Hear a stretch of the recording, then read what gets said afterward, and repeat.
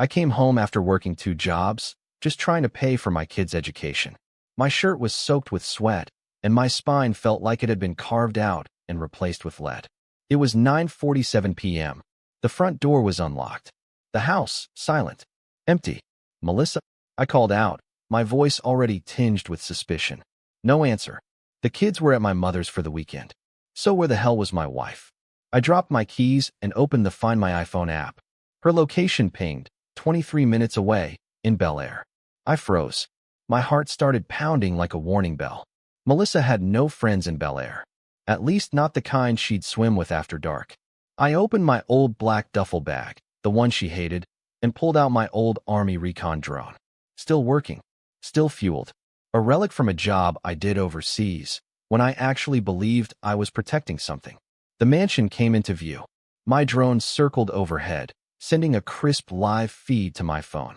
There they were, her entire goddamn family. Her 2 brothers, her mother, and even her father, drinking mojitos and swimming in a pool that glowed like sapphire beneath the moon. And right there, in the shallow end, with her hands all over some smug-looking prick with a beard and abs sculpted by Photoshop, was Melissa, in a tiny red bikini I had never seen before. She was sitting on his lap. My blood turned to frost. The screen started shaking, but it wasn't the drone, it was me. I tapped her number. She answered on the second ring, giggling like I was her high school crush. "Hey, babe," she said, half drunk. "What's up?" I said. "You have 1 minute before a kamikaze drone crashes into the pool you're swimming in." The giggling stopped. Dead silence. Then her voice, sober, sharp, panicked. "You're watching me?" I didn't answer. I watched her look around. Her sunglasses flew off as she dove out of the pool. The others started screaming when they saw the red light flashing above them. The rich bastard stood up, confused, yelling something about legal action. That's when I hit the drone's speaker. "You sleep with a married woman. You swim with fire." 60 seconds. Everyone scattered. It was a stampede of slippery limbs and shrieking egos. Melissa slipped on the tiles and hit her knee. She screamed like she'd been shot. I didn't flinch. 30 seconds later, I remotely guided the drone down, fast, then pulled it up just 3 feet from the water. The wind from the blades sent waves crashing against the edge. Panic. Chaos. And her, crawling across the concrete, yelling into the phone. "You're insane, Jordan. You're ***king insane." I smiled bitterly. I ended the call. And that was just the beginning. When she came home 2 hours later, dripping with chlorine, hair plastered to her skull, makeup smeared like a bad horror movie, I was sitting in the dark, a bottle of bourbon in one hand, divorce papers in the other.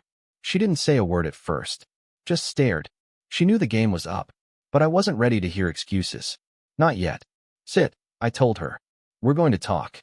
She rolled her eyes. Rolled. Her eyes. "What do you want to talk about, Jordan? You lost your damn mind tonight." That tone. That snark. Like I was the villain for catching her red-handed. That's when I realized I wasn't dealing with a person. I was dealing with a professional manipulator. Someone who could sleep with another man while I was working doubles to feed her and our sons, and still act like she was the victim. I didn't yell. I didn't throw the bottle. I just stared and whispered, "Tell me his name." She laughed. Actually laughed. "You're threatening my family with drones, and now you want names." She picked up her purse, turned toward the hallway, and said, "You know what? I'm taking the guest room tonight. You need to calm down before you do something really stupid." That was the night I decided I wouldn't calm down. That was the night I decided to burn everything to the ground. And if you think this story's already wild, just wait. Because Melissa wasn't done. And neither was I. She slammed the guest room door like she owned the house. Like I was the problem. I sat there in the dark for a long time, staring at the empty bourbon bottle. My hands were still trembling, not from fear, but from the realization that everything I believed about my wife, my marriage, my family, it was all one big, polished lie. Melissa used to be my anchor.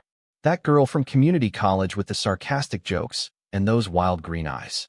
The girl who claimed she hated rich snobs, swore loyalty meant everything to her. Yeah, that Melissa was gone. And what had replaced her? A gold-digging, backstabbing manipulator who threw her entire family into the arms of another man for the thrill of a backyard pool and bottomless margaritas. The next morning, she acted like nothing happened.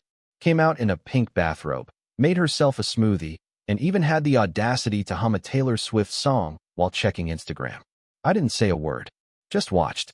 She finally noticed me at the table and said, "So, are you done with your tantrum, or should I wear a bulletproof vest next time I go swimming?" That tone again. Mocking. Dismissive. I stood up, walked over, and placed the divorce papers on the counter. She blinked. "What's this?" "You know exactly what it is." She flipped through the first few pages, scoffing. "You can't be serious." "Oh, I'm very serious. I want full custody of our kids, the house stays with me, and you can go live with your abs boy in Bel Air." She crossed her arms. "That's not how this works, Jordan. You think you can just kick me out of my own life?" I took a step closer, kept my voice calm. "You made your choice the second you climbed into that pool with him. I just didn't realize you brought your whole damn family along for the betrayal." Her face twitched. A crack in the performance. "That wasn't what it looked like," she lied. So casually. Like breathing. I narrowed my eyes. "Then what was it, Melissa? A business meeting? You testing out a new Floetie for our kids?" She turned away, muttering, "I was drunk. Things got out of hand." "Drunk? You've been seeing him for months." I saw the texts, Melissa. The ones you forgot to delete from the cloud. That hit her like a punch. Her shoulders stiffened. "Yeah, I saw everything. The photos. The late night, I miss you already messages. The one where she said, 'Jordan's too tired to even touch me anymore. He smells like sweat and failure. But you're paradise.' That one almost broke me." She spun around and tried to slap me. I caught her wrist midair. "Don't," I said, voice cold as steel. "Don't you dare try to make me the monster in this." She pulled her arm back, stormed off toward the hallway, yelling, "You don't understand what it's like. Living with you is like living in a prison." I followed her. "A prison you built with my paycheck?" She whipped around, eyes full of fake tears. "I was lonely." "No, you were greedy. There's a difference." Then I said the words I'd been holding in for weeks. "How long, Melissa? How long have you been crawling into his bed while I broke my back for this family?" She didn't answer. Didn't have to. Her silence screamed louder than any confession. And at that moment, something in me broke, but not in the way she hoped. I didn't cry. I didn't scream. I just smiled. Not out of joy, but because I finally understood. This wasn't a mistake. It was war, and I was done playing nice. 3 days passed. Melissa stayed in the guest room, slamming doors, making snide comments, pretending she was the one betrayed. Every morning, she put on a full face of makeup and left the house dressed like she was auditioning for a music video. No mention of the divorce papers. No apology. No explanation. I didn't push. I was gathering ammo. I had a feeling this wasn't just some random fling. Melissa wasn't built for casual betrayal. If she was cheating, it meant something. It meant leverage. So I did what I do best. I investigated. While she pranced around like nothing was happening, I hacked into our home Wi-Fi logs. Every device, every IP, every location ping, it all told a story. And guess what? Her affair wasn't new. It had been happening for over 6 months. The guy, his name was Brandon Cole. A real estate mogul. Owned 6 properties across California. Married twice, divorced twice. No kids. Net worth estimated at $12.7 million. And Melissa had visited his gated mansion more than a dozen times. During school hours, late evenings, even a weekend when she claimed to be visiting her sick aunt in Sacramento. Yeah, real sick. I found emails. Hidden folders on a second iCloud account synced with her old iPad, the one she gave to our youngest son. She never reset it. Rookie mistake. Photos. Voice notes. One video where she was giggling, sipping champagne, lying half-naked beside Brandon in a cabana bed. "I told Jordan I was getting a pap smear," she laughed. "But I guess this counts as one too." She laughed harder. He spanked her playfully. My blood boiled. I closed the iPad, left it face down on the table, and went outside before I threw it through the wall. I sat in my truck, gripping the wheel, trying to breathe. 6 months. 6 goddamn months of lies. While I was grinding myself into dust, working 2 jobs, skipping meals, missing sleep, she was getting pampered, massaged, and fed strawberries dipped in chocolate. I wasn't angry anymore. I was focused. So I made a plan. I called in a favor from a friend in private security. Within hours, I had a file on Brandon thicker than a Bible. Turns out Brandon wasn't just a homewrecker. He was dirty. Tax evasion, shell companies, even a harassment settlement with a former employee. Nothing major enough for prison, but the kind of details that ruin reputations fast if they leak into the wrong inbox. Then I did something petty. I sent Brandon a package. Inside, printed photos of him and Melissa in compromising positions, a fake positive pregnancy test, and a note that read, "She's all yours now. Good luck with her version of loyalty." No return address. No fingerprints. I knew Melissa would get a call the moment he opened it. She did. That evening, she came home looking rattled, clutching her phone like it was the last lifeboat on the Titanic. I was eating cereal in the kitchen. Calm. Silent. She stood in the doorway. "What the hell did you do?" I looked up. "You'll have to be more specific." Her nostrils flared. "He's freaking out. Thinks I set him up." "You're insane, Jordan. You've gone completely off the rails." I took a slow bite of cereal. Maybe I have. Or maybe I'm just finally catching up to reality. She walked closer, eyes wide with fury. "You're sabotaging me." I nodded. "No, Melissa. I'm documenting you." She blinked. "What?" I leaned back in my chair, folded my arms. "You're about to learn something very important, sweetheart. When you betray someone who's sacrificed everything for you, they don't always crumble. Sometimes they reload." And I hadn't even pulled the trigger yet. I knew I had her attention now. Melissa stopped sleeping at the mansion after that package arrived. Brandon must have ghosted her, or maybe he was paranoid the drone was still circling above his pool. Either way, she was back to pretending, playing house like nothing ever happened. She even started cooking dinner again. Spaghetti, chicken piccata, pork chops, burned, but the effort was cute. I didn't touch the food. I wasn't hungry for anything but justice. That Friday night, she set the table, lit candles, and even wore a red dress I hadn't seen in years. She sat across from me, smiling like some Stepford wife reboot. "We should talk," she said gently, running her finger along the rim of her wine glass. I didn't answer. She tried again.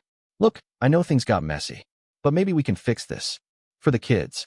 I almost laughed. "Messy," I said, sipping water. "Melissa, you turned our marriage into a discount soap opera." Her smile faded. "I made mistakes, okay?" I leaned forward. "Which one exactly? Was it the part where you lied about doctor's appointments, or the part where you let your lover slap your ass while you trash-talked me over champagne?" She swallowed hard, her lips twitching. "I didn't mean for it to go this far.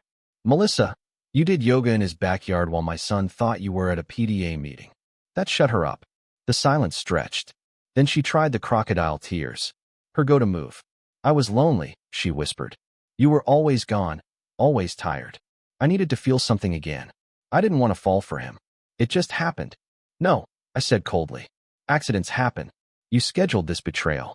Between 2:30 p.m. and 5 p.m. Repeatedly." I slid my phone across the table. On the screen, the location log of her phone. 27 visits to Brandon's mansion. 27 lies. She didn't even try to deny it this time. Just looked down at her plate. Then she said something that made my skin crawl. "Well, at least I didn't sleep with him in our bed." I blinked. "That's your defense?" She shrugged. "I'm just saying. I respected some boundaries." That did it. I stood up slowly, walked to the kitchen, and came back with a folder. Slapped it on the table. Inside, screenshots of texts between her and her sister, Rachel. Jordan would lose his mind if he found out. Especially after everything he's done for me. But Brandon makes me feel alive. OMG, girl, just marry rich and dump the poor one. That's what I did with Greg. I know, but Jordan would make the divorce hell. He's scary when he's hurt. I pointed at the line. "So you knew this would break me. You chose to do it anyway." She looked pale now, like a vampire caught in daylight. "That was just venting." "No, that was you planning your exit while using me for rent and daycare." She stood up suddenly, knocking over her wine. "You're twisting this. I didn't plan anything. Didn't you?" I opened another envelope. Surveillance photos. Her with Brandon. Her kissing him outside a spa. Her accepting a diamond bracelet. Her slipping cash into her clutch, probably from him. She grabbed the folder and threw it across the room. "This is insane. You've been spying on me." I stepped closer, voice low and even. "No, Melissa. I've been waking up. And now, so are you." She backed away. "You think you can ruin me, Jordan? You think I won't take the kids, the house, everything?" I laughed once. Cold. Try me. Because what she didn't know was that I already had something even darker planned. and it involved someone she trusted most. The next morning, Melissa was gone. She left early, probably to regroup or get advice from her inner circle of snakes. Her car was missing, and her side of the guest room closet had been ransacked. But I wasn't worried. I wasn't even surprised, because I'd already laid a trap. And the bait? Her sister Rachel. Rachel was a copy-paste version of Melissa, just louder and slightly more unhinged. She married money, cheated on her husband within 2 years, got caught, divorced, and walked away with half his assets and a beachfront condo. She was Melissa's mentor in manipulation, a full-time con artist disguised as a Pilates instructor. But unlike Melissa, Rachel liked to talk, especially after 2 glasses of Pinot. So I called her. "Hey, Rachel," I said with a fake warm tone. "Can we talk?" There was a pause. "Jordan? Yeah, sure. What's this about?" "Melissa. I think she's in over her head.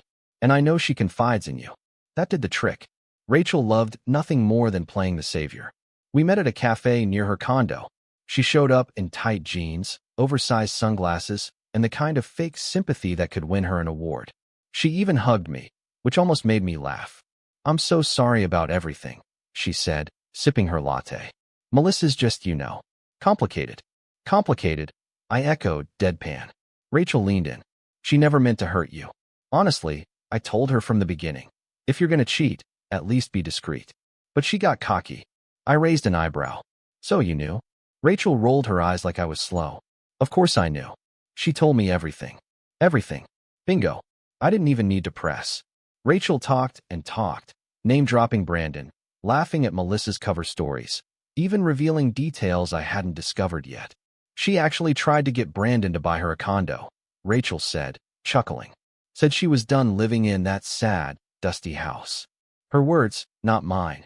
"That dusty house was paid for by my double shifts," I said flatly. Rachel paused, realizing she might have gone too far. "Sorry, I didn't mean." "You did," I said. "And that's fine. I just needed confirmation." She frowned. "Confirmation of what?" I leaned in slowly. "That your sister never loved me. That everything she said, everything she built with me, was a stepping stone to something richer, flashier, and emptier." Rachel looked uncomfortable now.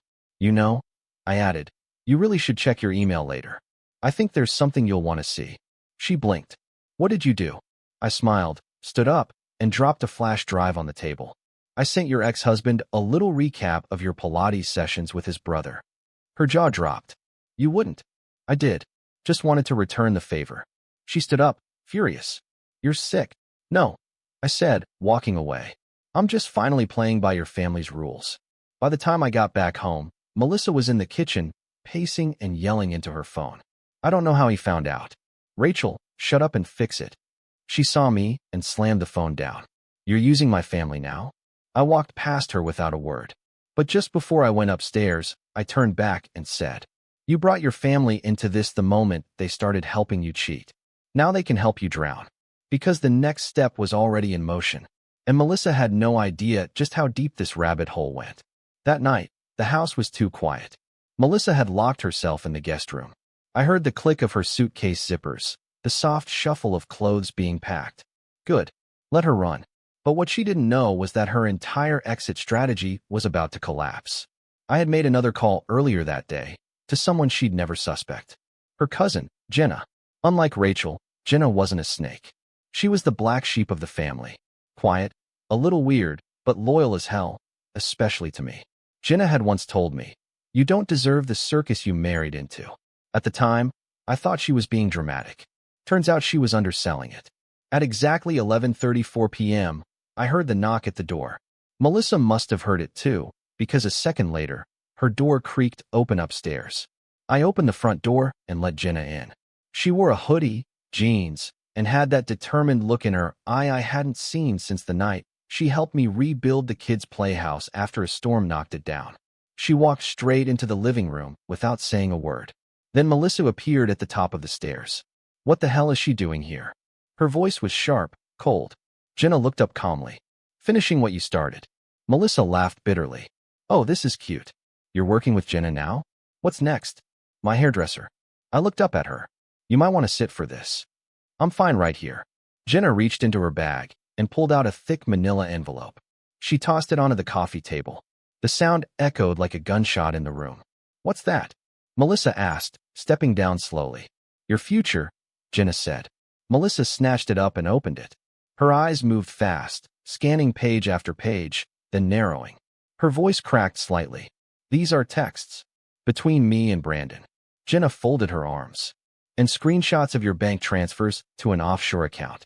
Under your name and Brandon's. Melissa froze. How did you get these? I work in IT security, Jenna said flatly. Something you forgot when you stole my laptop to create a fake PayPal refund for that spa trip. Melissa turned pale. I was going to pay you back, she whispered. Jenna laughed once. Oh, I'm sure. Right after you threw me under the bus for that fraud charge. I stepped forward. You've been siphoning money for months, Melissa.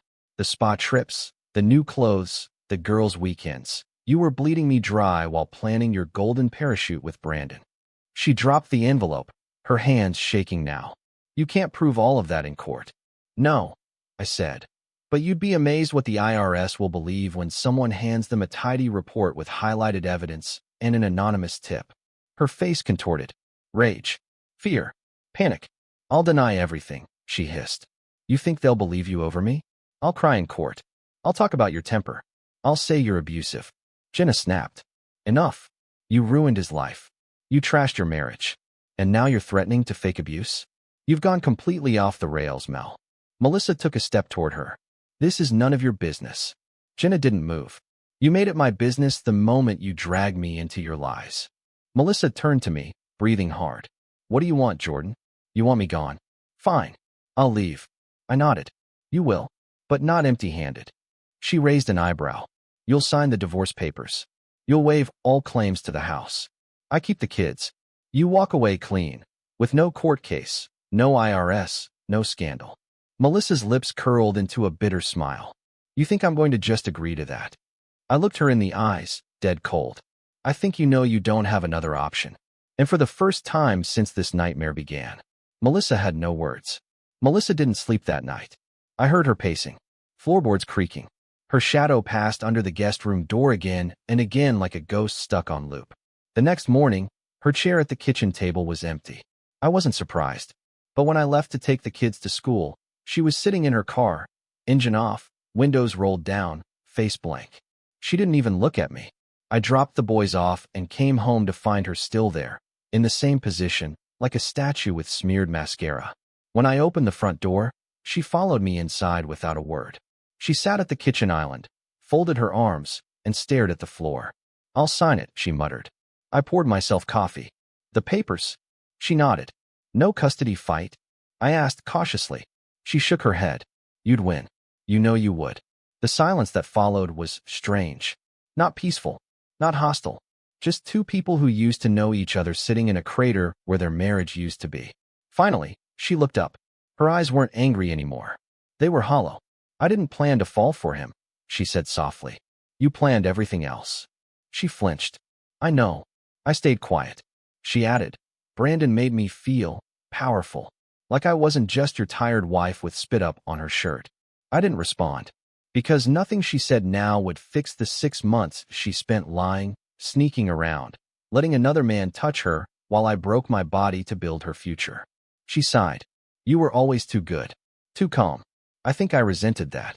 Good, I said, a bitter chuckle escaping me. You thought I was too good? That's why you betrayed me. She looked down. It made me feel small, like I didn't deserve you. I blinked. Now that was unexpected. So you cheated to punish yourself? I asked, tone sharp. No, she whispered. I cheated because I wanted to feel like I had control again. Like I was still desirable. Like I mattered. I stared at her. You mattered, Melissa. Every damn day. I worked myself to the bone because I believed in us. You were the center of my life. And you set it on fire for a pool and a pair of abs. Tears ran down her face now. Real ones. But I didn't care. I watched them fall like rain over a grave. You know the worst part? I said, it's not that you cheated. It's not even that you involved your whole family. It's that when I confronted you, when I gave you a chance to be honest, you laughed in my face. She covered her mouth, like that memory physically hurt her. I was scared, she said. I didn't know what you'd do, so I turned it into a joke. Well, I said, that joke cost you everything. We sat in silence again. Then, quietly, She reached into her bag and pulled out the divorce papers. Signed. All of them. She slid them across the table. I'm sorry, she said. I nodded once. Good. She stood to leave, then stopped, her back to me. I never thought you'd be the one who outplayed me. I looked at her reflection in the glass door. I didn't outplay you, Melissa. I survived you. And with that, she walked out. The door closed behind her like the final page of a book I never wanted to read in the first place. But I was finally free. And the air in the house. It never smelled sweeter. The day after she left, I woke up at 6:30 a.m. sharp. No alarm. Habit, I guess. The house was quiet. Not that suffocating silence from the weeks before, but a clean, light quiet. No door slams. No fake coughing in the hallway to remind me she still existed. Just me. An air I could finally breathe. The kids were still at my mom's. I stood in the kitchen, drinking my coffee slowly, letting the sunlight touch my face like I'd just stepped out of a storm and into something sacred. Melissa was gone. For good. The papers were signed. My lawyer had confirmed everything. No claims, no assets, no custody battle. Just one signature and the final admission that she'd lost. But the damage? The damage didn't vanish with a pen stroke. That kind of betrayal, it plants something in you. A voice. A chill. A shadow. I'd sit at the dinner table and still hear her laughter echoing in my skull, wrapped around Brandon's name. I'd open the closet and instinctively look for the red heels she wore to his mansion. They weren't there, but my memory filled in the blanks. You can't unsee things once they're burned into your brain. And hers? She carved herself deep. So yeah, I was free, but I was carrying the wreckage with me. Some nights I'd lay awake, staring at the ceiling, asking questions I didn't want the answers to. Was any of it ever real? Did she ever love me? Or just the safety I provided? How do you go from forever to he smells like failure behind someone's back? But eventually, I stopped needing those answers. Because the truth was simple. I gave her everything. And she gave me poison with a smile. A week later, I met with Jenna again. I wanted to thank her. We grabbed coffee, and she asked how I was holding up. Stronger, I said. She smiled. You don't look angry anymore. I'm not, I replied. I'm just done. She nodded slowly. Good. You deserve peace. And I believed her. The best part? The kids adjusted better than I expected. I sat them down, told them the truth in a way their young hearts could understand. No blame, no venom, just facts. Sometimes grown-ups stop being good to each other, I told them. But we never stopped loving you. They cried. I cried. But they held on to me like I was the lighthouse in their storm. That was all I needed. A month later, I got a message from Melissa. One of those vague, late-night texts filled with nostalgia and regret. Do you ever think about how things used to be? I stared at it for a full minute, then deleted it. No response. Because there was nothing left to say. Melissa had made her choice. And so had I. I built something new from the ashes. Quiet mornings, real laughter, honest work. No lies. No manipulation. No GPS trackers or surveillance drives hidden in drawers. Just truth. It wasn't perfect, but it was mine. If you're reading this, and you're where I was, questioning everything, stuck in that endless loop of doubt and pain, listen to me. Leave the liar. Keep your soul. Start over. You will survive. I did. And I'll never go back.